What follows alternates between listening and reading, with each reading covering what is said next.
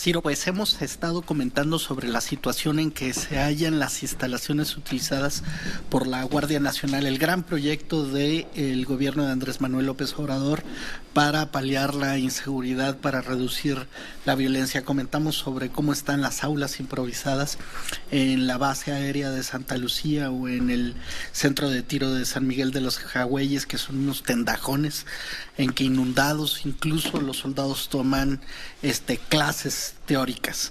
Luego vimos en esta misma semana cómo está la situación en Arriaga, Chiapas, en el istmo de Tehuantepec, donde los sanitarios son impresentables. La verdad es que le tuvimos que quitar la foto. Vamos a volver a ver algunas de las imágenes. Pueden ser primero las de ayer. Las de Arriaga. Y en cada una de estas imágenes preguntarle, ¿quién come ahí es fifí, señor Garduño?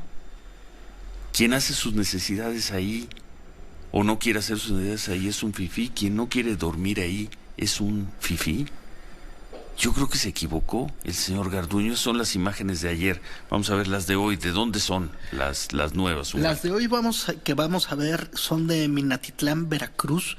Es un lugar en donde desbordan algunos. Ve el agua, el color. ¿Quién no quiere asearse en ese lavabo es un fifí, señor Garduño? Sale del grifo un lodo oxidado, espeso. O sea, seguramente difícil de disolver. Lo que sale de ahí es un concentrado tamarindoso que tiene las regaderas con un aspecto oxidado. ¿Quién no quiere bañarse ahí, si es que hay agua o si sale algo parecido al agua, es un fifí, señor Garduño? Ni los hongos de los pies se meterían en esas regaderas. Ni los hongos. Ve nada más el piso. Suponemos que antes entrará una escuadra o ellos mismos con buenas condiciones higiénicas van a hacer el trabajo de aseo. Pero así se las dieron, así están. Así están. Incluso parte de la queja es la pierna de un hombre de un policía federal que dice que la estancia ahí le ha ocasionado esto. También no sea fifí, policía, no sea fifí, no se queje. O sea, uno ve la cara anterior del muslo del hombre que como los hombres, aguántese como los hombres, faltó que le dijera. Uno ve las piernas de ese policía y dan ganas de rascarse a la distancia, ¿no? Entonces, es un rash cutáneo que debe de tener, decenas de erupciones en las piernas. Son unas situaciones que van de lo indigno ya a lo insalubre. Esta es la Policía Federal que el gobierno de la Cuarta Transformación espera que se sume de manera patriota y desinteresada, heroica casi, a la lucha contra la inseguridad que ahí mismo en Minatitlán el 19 de abril pasado fue capaz de asesinar a 14 personas en una sola ráfaga, incluido a un bebé de meses de edad. Es ahí donde desbordan migrantes que pasan, que se suben al tren y que van cayendo, que van haciendo paradas de una u otra manera. Es de ahí de donde se han deportado cientos de hondureños y cubanos a sus países de origen. Es ahí donde los policías federales deben de aceptar, pernoctar, tener su habitación mientras están peleándose contra el crimen organizado. Y están tratando de contener a los migrantes. En fin, se entiende que en los lodazales infernales de la Primera Guerra Mundial pues no se pudiera pedir algo más. Los soldados, se entiende que en el sitio de Stalingrado, cuando sitiaron a los soviéticos, las tropas de Hitler, pues uno no pudiera aspirar a mejores cosas, pero en Minatitlán, Veracruz, en Arriaga, Chiapas, no se podría acondicionar un lugar con un mínimo de dignidad para que lleguen las personas de quienes de alguna manera en este momento está dependiendo el país. No se podía dar un poco de dignidad. ¿Y cuál es la respuesta grosera del titular del Instituto Nacional de Migración que acaba de llegar al puesto? Se quejan porque antes los consentían, se quejan por fifís. Yo creo que ni Khrushchev, ¿no? Eso supera un poco al... Bueno, no, Khrushchev hubiera sacado la pistola y hubiera matado al que se quejara. Digamos, sí hay cosas, sí hay casos más extremos. Pero la voz, y esta pregunta se la hacemos te la hacemos a Alfonso Durazo, secretario de Seguridad Pública, y se la hacemos con respeto al presidente López Obrador. La voz, lo que expresó ayer el señor Garduño, es la voz del gobierno mexicano. Es el gobierno mexicano diciéndole a los policías federales, a la Guardia Nacional: no sean fifís, hagan sus necesidades en ese retrete, báñense con ese lodo. Con ese lodo oxidado. Sí, duerman en esos lugares. No sé, como mensaje a nosotros nos parece muy lamentable, deplorable. Roberto Gil, no sé si estás de acuerdo antes de entrar a otros temas. Acepten las condiciones, no sean fifís, policías. Muy lamentable, Ciro. Buen día a todos. Buenos días. El trato a nuestras Fuerzas Armadas, a quienes, como bien decías hace un momento, están haciendo el trabajo de proteger a nuestro país, el trabajo de hacer valer los compromisos que México hizo con Estados Unidos en materia de migración. Pero también te revela esta comprensión que ya hemos platicado en muchas ocasiones, este desmantelamiento y desprecio institucional. No es una cosa menor, Ciro, cómo ve algunos funcionarios del gobierno a ciertas instituciones. Y creo, Ciro, que esto no va a cambiar a menos que se tomen en serio que este país está formado a base de instituciones y que son instituciones que merecen un trato digno, pero también honrar la razón de ser estas instituciones. Y creo, ya lo habíamos platicado en algún otro momento, recordarás las condiciones en las que se estaba dando la preparación, el entrenamiento para la Guardia Nacional. Sí, aquí las presentamos, sí, hace 2 o 3 semanas. Sí. Y también toca con esta idea, yo quiero insistir en esta mala comprensión de la austeridad, ¿no? Es decir, no invirtamos en eso, no invirtamos en nuestros militares, en nuestros marinos, no les demos unas condiciones dignas porque no hay dinero para eso. Hay dinero para regalarlo a Centroamérica, pero no hay dinero para fortalecer a nuestras instituciones, para darles las mínimas condiciones de trabajo, para generarles las posibilidades de empleo y de prestaciones sociales. Para eso no hay dinero. Hay mucho dinero para otras cosas, para el béisbol, hay dinero para programas sociales con una dudosa eficacia en términos de generación de oportunidades de futuro, pero para eso sí hay dinero, pero no hay dinero para nuestras Fuerzas Armadas, para la Guardia Nacional, y no hay dinero para que estos muchachos mexicanos que están honrando una razón institucional tengan las mismas condiciones de funcionamiento.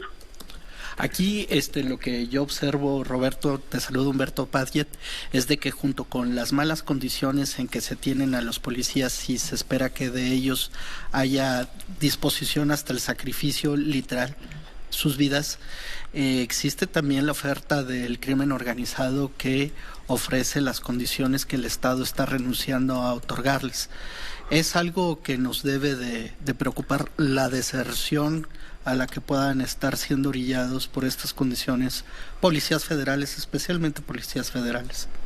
Por supuesto, recordarán que cuando se dio el anuncio de que la Policía Federal desaparecería y se fusionaría con la Guardia Nacional, hubo muchísimos casos de deserciones porque las condiciones no son las mismas. Los policías tienen otro tipo de entrenamiento, tienen otro tipo de dinámica de operación y también prestaciones distintas a las que tiene el Ejército y la Marina, y ahí hubo un pequeño brote de deserciones de la Policía Federal.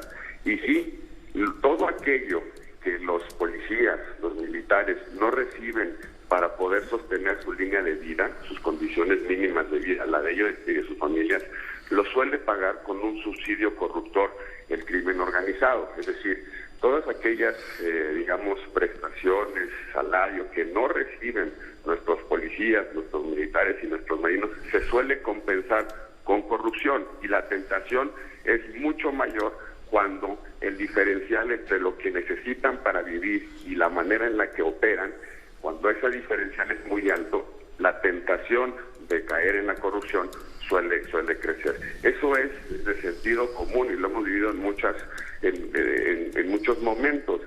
Policías mal pagados, policías maltratados, policías sin equipamiento suelen caer rápidamente en las garras del crimen organizado por necesidad en muchas de estas ocasiones.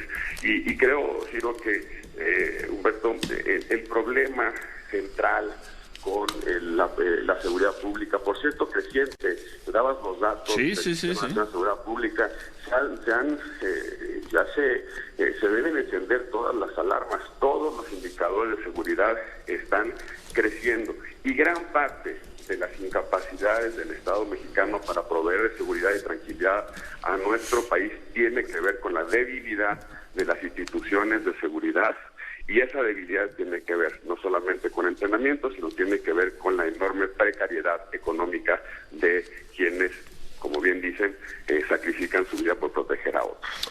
Ahora, Roberto, el tema de las cifras, no dejarlas de lado, otra vez malas cifras, o mejor dicho, las peores cifras que hemos visto recientemente sobre el tema de incidencia delictiva en el país. Los peores datos desde hace mucho tiempo. Crece enormemente los homicidios, crece el secuestro. Y es extraño, desmantelaron la unidad de secuestros, un esfuerzo que ya había tenido cierta sostenibilidad en el tiempo, una unidad que se había fortalecido en los últimos, yo creo que una década, un poco más de una década, en la que había ya personal capacitado, tenían dinero para prevenir los secuestros, para coordinar los esfuerzos con otras unidades equivalentes a nivel local. Lleva meses sin que exista titular en esa comisión, en ese órgano que se encarga de prevenir los secuestros. Aumento del crimen doloso, 70% dice el Sistema Nacional de Seguridad Pública, 70% de los homicidios con armas de fuego. ¿Ustedes han escuchado alguna estrategia para detener el flujo de armas a nuestro país? Es decir, fuimos a hablar con Trump para que nos perdonara los aranceles, nos comprometimos a funcionar como muro invisible, de mandar la Guardia Nacional a nuestra frontera sur para presionar a los migrantes centroamericanos a no pasar por nuestro país, pero no le pudimos poner en la mesa el grave problema del flujo ilegal de armas. No pudimos decirle que buena parte del crimen organizado que opera en nuestro país, que antes traficaba con drogas y que ahora trafica con migrantes, obtiene las armas del comercio legal en Estados Unidos. Se calcula que hay un inventario de más de 2 millones de armas en México. Muchas de ellas fueron compradas legalmente en tiendas en el sur de Estados Unidos, sobre todo en Texas. Es decir, lo compra una persona generalmente pagada o sobornada por alguna organización criminal, lo compran legalmente y luego inyectan esas armas al mercado negro, y esas armas terminan en nuestro país. Hoy dice el Sistema Nacional de Seguridad Pública, el 70% de los homicidios reportan la presencia de un arma de fuego. ¿Dónde está el esfuerzo del país, del Estado mexicano, para contener las armas? Diciendo que están creando una Guardia Nacional, que ya vimos en qué condiciones va, cómo se capacitó y a dónde están llegando. Y luego, para colmo, las desafortunadísimas expresiones ayer del titular de Migración, ¿no? Diciendo no se quejen, no sean fifís, ¿no? Muy bueno, por cierto, hoy el artículo de Carlos Marín sobre este tema, su columna en Milenio, que se llama precisamente Lamentable titular de Migración, en referencia al señor Garduño, y escribe Carlos Marín, menospreció a una policía eficiente que ha entregado a México poco menos de 600 vidas de fifís. Es increíble, yo no recuerdo declaraciones tan insensibles de un funcionario público en mucho tiempo, como las que hizo ayer el señor Garduño.